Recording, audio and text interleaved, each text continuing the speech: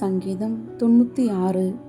கர்த்தருக்கு புதுப்பாட்டை பாடுங்கள், பூமியின் குடிகளே, எல்லாரும் கர்த்தரை பாடுங்கள். கர்த்தரை பாடி அவருடைய நாமத்தை ஸ்தோத்தரித்து நாளுக்கு நாள் அவருடைய இரட்சிப்பை சுவிசேஷமாய் அறிவியுங்கள்.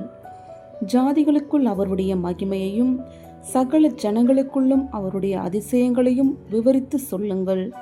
கர்த்தர் பெரியவரும் மிகவும் ஸ்தோத்தரிக்கப்படத்தக்கவருமாயிருக்கிறார். எல்லா தேவர்களிலும் பயப்படத்தக்கவர் அவரே.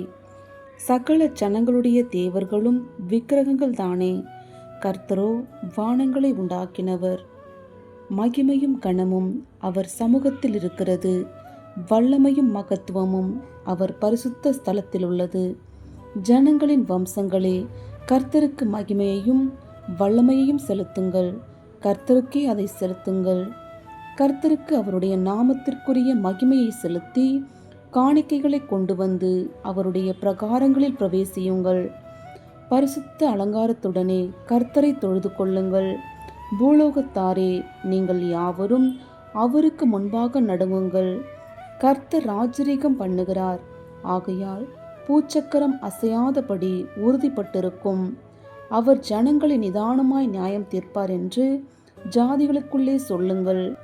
வானங்கள் மகிழ்ந்து பூமி பூரிப்பாகி சமுத்திரமும் அது நிறைவும் முழங்குவதாக. நாடும் அதிலுள்ள யாவும் களி கூறுவதாக. அப்பொழுது கர்த்தருக்கு முன்பாக காட்டு விருட்சங்கள் எல்லாம் கெம்பீரிக்கும். அவர் வருகிறார். அவர் பூமியை நியாயம் தீர்க்க வருகிறார்.